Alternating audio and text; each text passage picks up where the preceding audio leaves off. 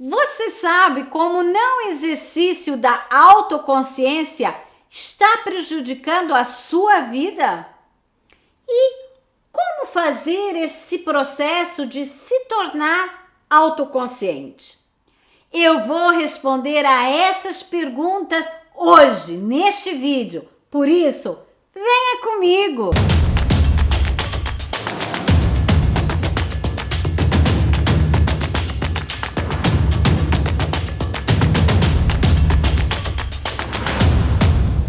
Alô, eu sou Karina Kimmig, referência internacional no desenvolvimento e transformação humana, criadora da More Humanistic Methodology, uma abordagem diferenciada no trabalho com o ser humano, escritora, líder, colunista em 2 jornais e muitas coisas mais que você poderá conferir no meu site www.karinakimmig.com, cujo link estará aqui embaixo, na box da descrição deste vídeo. Também eu convido a partilhar este vídeo ou compartilhar, colocar um like, comentar abaixo, porque toda quinta-feira eu trago o verdadeiro conhecimento do ser humano para você. Bom, e neste vídeo, o que eu trago hoje? O poeta grego Píndaro dizia o seguinte: ser quem és sabendo. Mas como ser quem você é se você desconhece, se ignora o seu próprio valor, o valor que habita em si? Como saber quem você é se você desconhece totalmente as suas forças, seu potencial, suas limitações, seus pontos fortes e também seus pontos cegos? Se na verdade você desconhece esse manancial de recursos interiores que existe dentro de si. Se você então desconhece o humano, se desconhece esse potencial, se simplesmente vive a existência porque come, dorme, reproduz-se e considera que isso é viver, então você não vive. Apenas tem uma existência. E uma existência que não está a exercer a função para a qual você veio a este mundo. Já que você tem um cérebro, que nesse cérebro há uma mente, então você veio para ser mais do que apenas uma existência. Então, para viver, você é convidado exatamente a explorar esse seu mundo interior. E se você não o faz, então, tenho de lhe dizer que você não vive a sua vida, apenas a sua existência. É como se você, imagine, carregasse um baú repleto de moedas de ouro, repleto. E, ao mesmo tempo que você carrega esse baú repleto de moedas de ouro, você simplesmente não tem o que comer, está passando fome. E embora você esteja a passar fome, não tem nada o que comer, você simplesmente desconhece o valor desse baú repleto de moedas de ouro. Você não tem a mínima ideia para que serve essas moedas de ouro, o que fazer com elas. E assim é esse baú que existe dentro de si. Então, por este pequeno resumo, já pode compreender que o não exercício da autoconsciência está prejudicando a sua vida. Porque você está carregando um baú repleto de moedas de ouro e simplesmente não o utilizando. Então, antes de entrarmos para a autoconsciência, eu quero falar um pouquinho sobre consciência. E para quem caiu agora de paraquedas neste vídeo, eu recomendo vivamente que veja o meu vídeo, cujo link vai estar ou por aqui, por algum desses lados deste vídeo. Um link onde eu falei, num vídeo que eu falei sobre consciência, autoconsciência, inconsciente e piloto automático. Então, dá um pulinho lá, veja o vídeo, se ainda não viu, porque aí você ainda vai, de alguma forma, clarificar ainda melhor os conceitos, ok? Bom, continuando e voltando à questão. Então, como é que eu vou fazer esse processo de me tornar autoconsciente? Claro que eu, neste vídeo, vou falar um pouquinho desse processo, mas é um processo que eu diria que há vários níveis, e há vários níveis de aprofundamento, que geralmente, por exemplo, em cursos que eu ministro e certificações internacionais, que poderá encontrar vários desses cursos na Humanistic Academy, que eu também vou deixar o link abaixo na box de descrição deste vídeo, que o site é www.humanisticacademy.com. Você terá vários cursos lá onde eu trabalho a autoconsciência, porque ela pode ser trabalhada de diferentes formas. E como é natural, há ferramentas apropriadas para isso. Há toda uma estrutura com diferentes níveis em que realmente nós vamos aprofundar. Quer você seja um profissional, porque você quer aplicar isso na sua carreira, ou quer aplicar isso, por exemplo, como um profissional que trabalha com outro ser humano, e como você sabe, se você é psicoterapeuta, se você é um coach, por exemplo, você sabe que precisa, de tempo a tempo, fazer uma renovação do seu conhecimento, fazer um aprofundamento no seu eu. Então, também é um curso, por exemplo, que pode aproveitar caso seja um profissional. Para quem quer evoluir e ganhar consciência, no fundo, desenvolver a si mesmo para que possa usar esse baú repleto de moedas de ouro, como também para quem é líder, porque um líder tem que realmente trabalhar a sua autoconsciência para poder também ajudar os seus colaboradores e apoiar para que eles tenham uma melhor performance, um melhor rendimento, para que eles também evoluam enquanto pessoas.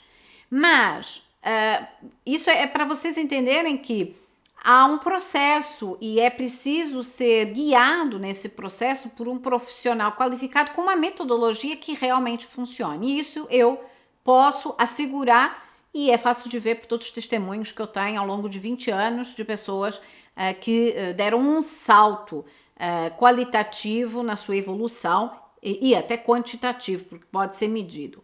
Bom, mas regressando então à questão que eu falava de vamos entender um pouquinho o que é consciência para depois aí verificarmos como é que é feito esse processo da autoconsciência. A consciência, poderemos dizer que num determinado prisma, poderemos referir que a consciência nós estamos diariamente conscientes e constantemente conscientes. Por exemplo, o neurocientista Antônio Damasio refere que há diferentes níveis ou seja, a mente consciente tem diferentes níveis de si. E um desses níveis é o eu primordial, conhecido como ser senciente. Sobre esse termo eu referi no vídeo em que falei sobre consciência inconsciente, autoconsciência e piloto automático. Então confere nesse vídeo, ok? E esse ser senciente permite sensações como dor ou prazer se manifestarem, mas não necessariamente nós refletimos sobre elas. Um outro nível de consciência podemos dizer que é os processos que ocorrem em que você dá-se conta, ou a sua mente dá-se conta da existência de um objeto e da sua relação com esse objeto. Um exemplo simples imagine que você vê uma borboleta azul e essa borboleta azul pousa numa flor. E nesse momento em que você olha e observa essa borboleta azul, você pensa, que linda essa borboleta azul. E você toma a decisão, né? Logo em seguida você tem um outro pensamento que é uma tomada de decisão de dirigir-se a essa borboleta azul para observar essa borboleta azul. Então você vai até próximo à flor para olhar para essa borboleta azul. Independentemente dessa borboleta existir, digamos assim, dessa borboleta azul, não é? Que está pousada na flor, da existência dessa borboleta azul pousada na flor, independentemente disso, nesse momento, o seu pensamento sobre a borboleta azul é uma realidade. Ou seja, a borboleta azul transformou-se ou tornou-se numa realidade a partir do momento em que você pensou sobre a borboleta azul, que você observou a borboleta azul. Ela tornou-se um objeto existente na sua mente. Okay? E a partir daí, claro, você ganha consciência de que essa borboleta existe. Um outro nível de consciência é aquele nível em que você tem consciência do seu pensamento. Então, um exemplo. Imagine que você está na hora do almoço, está a almoçar com uma amiga e portanto, quando vocês conversam, há um momento em que você refere a ela, tem um pensamento, né? Você primeiro tem um pensamento que é: eu hoje, às 10 horas, tenho que ter em atenção que tenho a live, por exemplo, de um canal que você segue. Ou, tenho que ter atenção que eu quero, às 10 horas, assistir o episódio de uma série que você está seguindo no Netflix. Ou por exemplo, outro vídeo, pronto. Imagine que você pensa nisso, ok? Tenho uma série, ou tenho um episódio que eu quero seguir, ou tenho uma live. E nesse momento que você pensa e que você, de alguma forma, diz a si mesmo: eu tenho que me recordar que às 10 eu tenho que assistir isso, ou eu quero assistir isso, você comunica para sua amiga. Sabe? Então aí você conta para ela que, olha, eu às 10 estou muito interessada em ver esse próximo episódio, ou eu vou assistir uma live, por exemplo, da Karina, ok? E você comenta isso com a sua amiga. Quando você pensa isso e tem esse pensamento, digamos assim, essa frase que eu referi de querer assistir às 10 horas a uma live ou a um episódio de uma série Netflix, nesse momento você tem consciência de que você pensa isso. E não só você tem consciência de que você pensa isso, como você, inclusive, fala para sua amiga o que você pensou. Ou seja, você tem consciência desse pensamento, ok? Agora, se você quer se tornar autoconsciente, então você precisa fazer algo mais, que aí é questionar esse pensamento. Ou seja, questionar o que lhe leva por exemplo, a querer assistir a esse episódio ou essa live nesse dia. Ou o que me traz satisfação, ou o que me leva, não é, a assistir isso, ou o que me traz satisfação, o prazer em assistir esse episódio ou essa live. Por que eu quero assistir a essa live ou esse episódio? Como esse episódio dessa série ou essa live no YouTube irá contribuir para o meu crescimento enquanto humano? Recordam-se que eu falei no início deste vídeo, como isso vai contribuir para a sua existência como ser humano, não para a sua existência como um ser só que procria, come e dorme. Como é que eu vou evoluir? O que isso vai me trazer, que vai me fazer evoluir? Deixar que eu esteja no nível e passe para outro. Entre outras perguntas. Aí sim, quando nós começamos a questionar as motivações, a intenção intrínseca naquilo que eu penso, no meu comportamento, naquilo que me faz guiar-me para ir assistir essa live, ou para pensar nessa live, ou para assistir esse episódio, ou pensar nele, aí sim é quando nós começamos a dar os primeiros passos em tornar-nos autoconscientes. Estar autoconsciente num primeiro nível é sermos avaliadores objetivos de nós mesmos, ou seja, observadores de nós próprios, em que através dessa observação objetiva no máximo possível, podemos analisar e refletir sobre os nossos comportamentos, nossos pensamentos, as nossas emoções e outras estruturas que ocorrem, vamos dizer assim, na nossa mente, como crenças, por exemplo.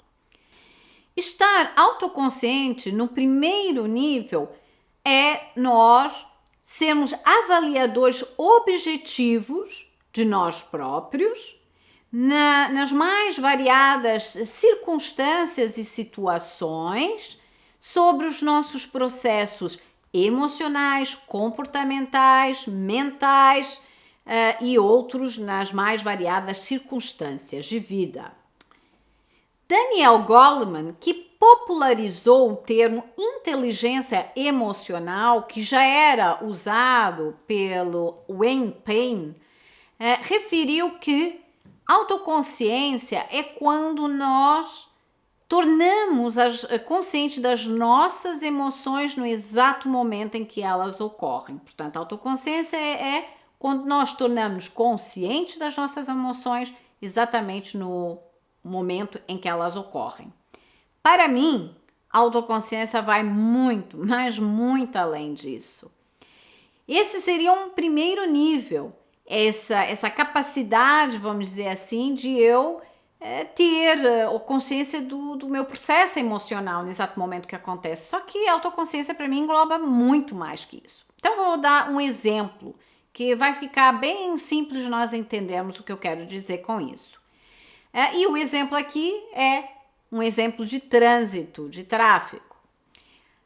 Anos atrás, já muitos anos, eu residia em Portugal e todo dia, pela manhã, eu conduzia na segunda circular, que é uma estrada urbana de Lisboa, na qual eu passava por essa segunda circular para poder chegar ao local onde eu iria ministrar formação, ministrar treinamento. E ocorria que nas horas de ponta, essa segunda circular estava sempre com bastante trânsito, bastante tráfego. E o que ocorria é que as pessoas, alguns desses condutores nessa segunda circular, eles não estavam lá muito calmos, digamos assim. Então, o que acontecia é que quando nós estávamos circulando, ocorria que, por exemplo, haviam vias, outros condutores que vinham de outras vias para entrar na segunda circular e muitas vezes os carros passavam e não deixavam, dezenas de carros passavam e não deixavam que outro condutor que vinha de outra via, vamos dizer, lhe desse a vez para que esse carro que vinha de outra via pudesse entrar na segunda circular. E quando isso acontecia, que alguém fazia ali uma paragem breve para que outro carro pudesse, que vinha de outra via, pudesse entrar, vamos dizer assim, nessa segunda circular, imediatamente esse condutor, por diversas razões, como estava estressado, estava atrasado, sentia-se frustrado, talvez estava amargurado pelas dificuldades da sua vida, enfim, insatisfeito com a vida, portanto, por toda essa mochila que esse condutor trazia e também por falta de autoconsciência, o que acontecia é que ele começava a deixar-se ganhar pela raiva, ou seja, a raiva começava a comandar ele. E a partir daí, o senhor buzinava contra o outro carro, xingava a mãe do condutor, que nada tem a ver com o condutor ter tirado a carta, não é? E, enfim, era ali um processo de selvageria, portanto, o instinto mais animal, digamos assim, o instinto mais selvagem, vinha ao de cima através desses comportamentos em que ele expelia ali a sua raiva. E, claro, no fundo, o que a gente vê é, como Jung dizia, o lado sombra vinha ao de cima, e não o lado, vamos dizer, humano, que é de tomar consciência e saber como lidar com essa raiva. Bom, e a partir daí, como é natural, ele chamava esse condutor da frente como filho da padeira, seu mexerica, e abaixava o vidro e dizia: eu vou te dar nas trombas, ou seja, vou te dar um murro na cara, e por aí afora.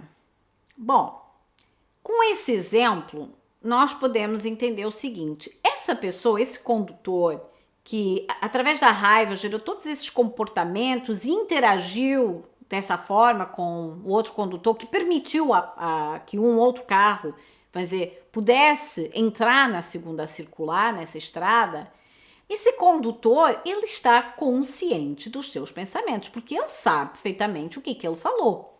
Ele também está consciente da sua emoção naquele momento. Inclusive, se nós perguntássemos a ele, provavelmente ele diria que ele está com raiva porque o outro condutor é culpado, porque permitiu que alguém entrasse na via. Portanto, ele está consciente e ele está também consciente da sua emoção, ok? Da raiva. E quer ele diga que está consciente ou não, até enquanto pessoa ou enquanto cidadão, não é, que vive numa sociedade, enquanto a nível, vamos dizer, ético, moral e até jurídico, ele é responsável por aquilo que ele fala, ou a forma como ele age. Então, aí vocês vão concordar comigo que, de fato, a pessoa está consciente do que disse, como também da sua emoção. Só que aí entra, vamos dizer, duas opções. A primeira opção, a opção A, é que ele está consciente, mas aí ele justifica o seu processo de raiva pelo fato de que o outro condutor é culpado pelo fato dele sentir raiva. Portanto, logo, ele justifica que as suas ações de xingar, de buzinar, enfim, de ameaça até, física ao outro, é justificável porque ele estava com raiva e ele vai culpar pelo processo de comportamento do outro. Não é? Portanto, desse processo ele vai culpar é o comportamento do outro, é o outro que me fez ficar assim. Não é? Ou opção B é que essa pessoa dá um passo atrás e de facto falou, teve raiva, mas dá um passo atrás e diz, opa, isso não foi bom, pera lá.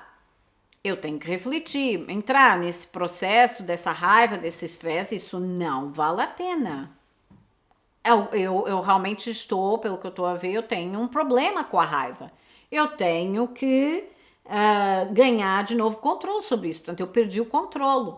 E isso é inaceitável, eu perder o controle, de eu até ameaçar o outro que vou bater nele. Bom, e aí nós temos o A, que é aquela pessoa que sabe o que disse, sabe que sentiu raiva, mas que culpa o outro. Eu diria, é uma pessoa que é um doente. É um doente porque ele está totalmente dependente de uma droga emocional que é a ira, a raiva. E ainda por cima, além de ele estar totalmente dependente porque ele torna-se uma marioneta dessa emoção, né, ele ainda justifica a sua ação determinando que o outro é culpado de ter gerado a raiva nele. Quando a raiva está dentro dele, não está no outro. É a mesma coisa que, imaginem vocês, que eu compro uma peça de roupa, eu visto-me, e depois eu digo que o outro é culpado pelo fato de eu ter comprado aquela peça de roupa que eu gostei e que eu decidi comprar. Não faz sentido nenhum. A mesma coisa com as emoções. Eu as carrego dentro, eu é que as gero. Então, ele culpa o outro. Então, realmente, aí a gente pode dizer que é uma pessoa que está doente. Tem uma dependência emocional, como eu digo muitas vezes. Portanto, é dependente emocional como é um dependente químico emocional. O B, a opção B que eu vos falei, que é a pessoa pelo menos disse, opa, deu um passo atrás e disse, isso é inaceitável o que eu fiz. Eu realmente preciso começar a ter atenção aqui os meus processos emocionais, eu perdi o controle. Essa pessoa, nós podemos dizer, olha, ela é um pouquinho melhor. Sim, ela é um pouquinho melhor porque pelo menos ela deu-se conta de que alguma coisa está a passar. Ela não é ira dependente ou raiva dependente como o anterior que culpa o outro. Ela dá-se conta de que há ali um processo que está a passar-se, mas ela também não é incrível. Por quê? Se você estiver a conduzir, a dirigir o seu carro e tem essa pessoa atrás de si a dizer que vai lhe dar um murro, de certeza que você não vai querer essa pessoa atrás de si a conduzir, correto? Então ela também não é incrível, mas pelo menos ela está dando um primeiro passo para o caminho da autoconsciência, que é entender que aqui qualquer coisa que está a ocorrer, há uma limitação, eu estou sentindo essa raiva, eu tive esses pensamentos e há alguma coisa que eu tenho que fazer com isso. Agora, isso não basta para estar autoconsciente, porque para estar autoconsciente, que é o que eu disse que é preciso mais, porque é preciso eu questionar o que eu faço com isso. Então não basta eu apenas dizer, ok, eu sinto raiva neste momento. E eu tenho que mudar, não é? Então, eu sinto raiva, mas o que eu faço com isso? Como é que eu vou fazer isso? E aí, para trabalhar nesse aspecto, nós temos que ir à raiz da questão. Porque para eu dissolver ou para eu entrar num nível em que eu sou capaz de gerir a raiva, ou ainda no nível melhor, que é aquele nível que eu levo os meus clientes a fazerem, que é dissolver totalmente a raiva, eu tenho que ir à fonte. Eu tenho que ir à fonte que criou essa raiva. Porque quando eu vou à fonte, eu elimino, vamos dizer assim, a fonte que alimenta a raiva, é como se fosse ali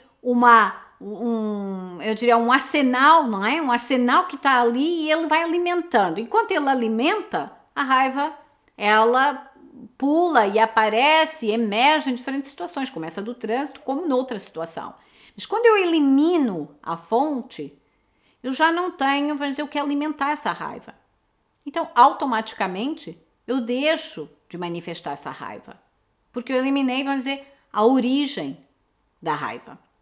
Né? Mas para isso, como é natural, e como eu já referi neste vídeo, é preciso um processo mais profundo, é preciso trabalho com técnicas, é preciso um profissional e é preciso uma metodologia que trabalhe nisso.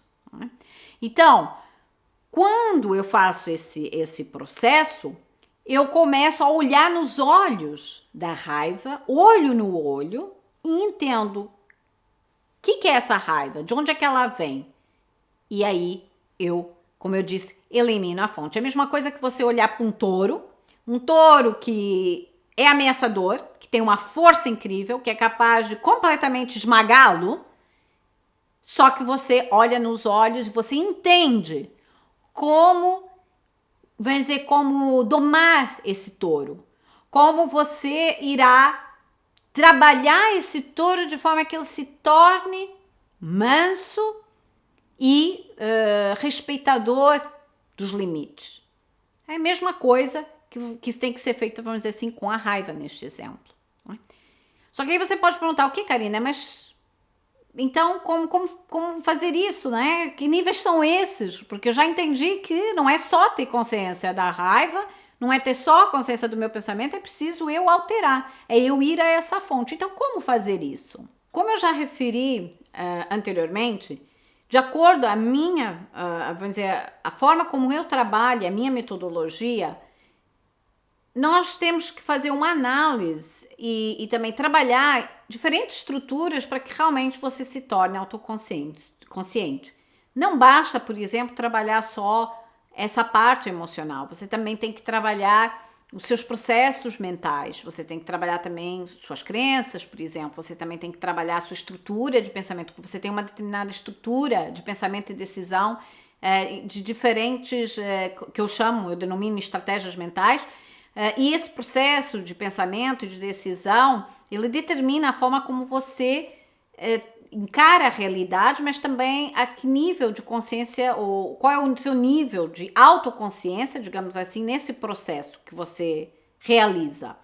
Por quê? Porque há vários aspectos que funcionam como barreiras, como se fosse um impedimento para que você se torne autoconsciente, no seu processo de tornar-se autoconsciente. Então, o apoio de um profissional qualificado, uma metodologia que tem uma abordagem profunda sobre o assunto, que tem ferramentas, que tem técnicas, vai ajudá-lo nesse processo que você não consegue fazer sozinho. E por que você não consegue fazer sozinho? Por que, Karina, não consigo fazer sozinho? Bom, você sempre pode ir até um ponto, ou seja, você pode começar a se tornar mais consciente daquilo que você pensa, daquilo que você sente nas situações, só que há eu diria assim, outra dimensão de que é preciso alguém de fora e, como eu já disse, com uma metodologia e com técnicas para saber o que está fazendo, não é? Por quê?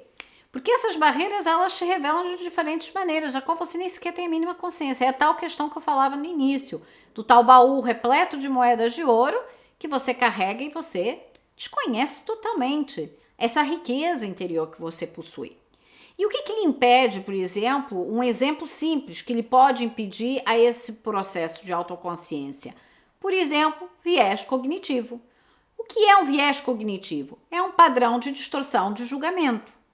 E quais são os exemplos? Que são vários, há vários viéses cognitivos, mas vou dar só aqui alguns exemplos para ter ideia.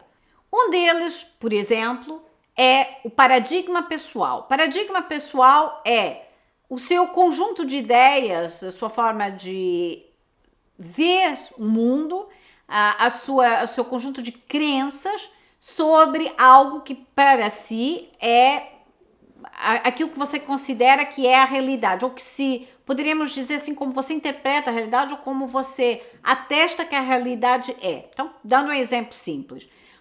Você acredita que Deus criou o mundo. Então, se você acredita que Deus criou o mundo, essa é a sua perspectiva, a forma como você acredita que aconteceu a realidade. Então, como é natural, você irá ter ideias e pensamentos relacionados com o Deus criou o mundo. Mas se ao contrário, você acredita que o planeta Terra e os humanos que habitam nele são um processo de evolução, ou seja, em dia de hoje é o resultado de uma longa evolução, então como é natural também você vai procurar ideias e crenças que corroborem essa forma de ver a realidade. Outro exemplo é se você acredita que o homem tem sempre um lado bom, ser humano, você irá olhar sempre para as pessoas que, por mais, vamos dizer, que elas tenham um lado perverso, digamos assim, há sempre um lado bom nelas.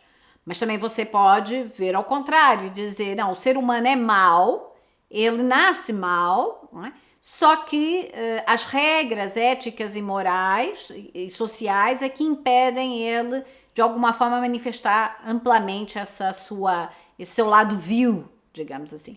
Portanto, você veja de uma forma ou veja de outra, dentro de si há um conjunto de ideias e crenças que corroboram isso. E como você tem sobre o mundo ou sobre o ser humano, você também tem sobre um conjunto digamos, de realidades ou situações que você, a forma como você vê determina como você interage com elas, essa forma como você acredita, né, ou as ideias que você tem sobre essa realidade ou essa situação. Outro exemplo, por exemplo, é o viés da confirmação. Bom, Karine, o que é o viés da confirmação? O viés da confirmação tem a ver com o procurar, vamos dizer, teorias, ideias, exemplos que de alguma forma venham confirmar aquilo que você já acredita. É como você diz assim, você diz a si próprio, não, eu vou ver para ver se isso que eu acredito ou a forma como eu vejo está certa. Né? E geralmente a tendência é você procurar informação que vai corroborar que você está certo e não ao contrário. Você não vai à procura da informação, ou pelo menos você, se encontrar essa informação, você vai excluir, porque se essa informação for contra totalmente tudo aquilo que você acredita ou a forma como você vê, né, você a exclui. Okay? Então, isso, por exemplo, é um chamado viés da confirmação. E temos muitos outros vieses, como, por exemplo, que é fácil de vocês entenderem, a tendência que uma pessoa tem de... Vou dizer de outra maneira. Imagine que você tem determinados valores, correto? Todos nós temos certos valores, não é? Então isso não precisa ir muito longe para imaginar. Portanto, todos nós temos uma base de valores.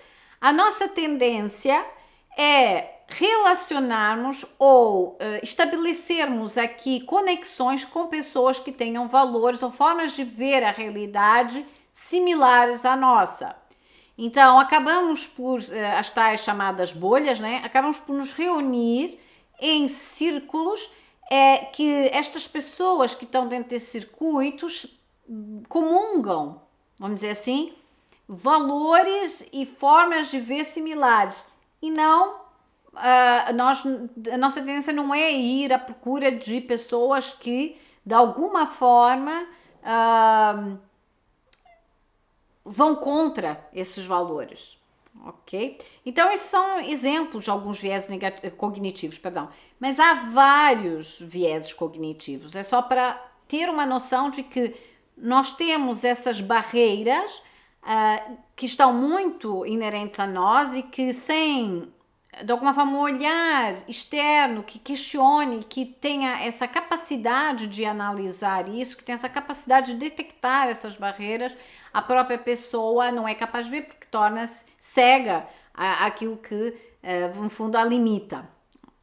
Bom, e por hoje é tudo. Se quiser saber mais sobre a autoconsciência, eu tenho vários artigos no meu site, no blog do meu site, eu tenho podcast, então você aceda ao meu site www.karinakim.com e você vai encontrar artigos sobre autoconsciência ou sobre temas relacionados para que você possa desenvolver sua consciência. E também você poderá seguir-me nas redes sociais do Facebook, Instagram, LinkedIn, onde eu vou postando semanalmente várias inspirações, reflexões em que poderá ajudá-lo nesse processo de desenvolvimento e evolução pessoal e profissional. Se quiser conectar-se comigo nessas redes sociais, abaixo, na box de informação deste vídeo, abaixo deste vídeo, você encontrará todos os links que eu acabei de referir, ok? Do Facebook, do Instagram, do LinkedIn, do meu site. E eu desejo a continuação de uma boa semana e nós nos vemos no próximo vídeo com um tema super quente que eu vou deixá-lo curioso. Você terá que me seguir nas redes sociais para saber do que nós vamos falar, ok? Eu despeço-me com um grande beijo, um abraço e tchau, tchau!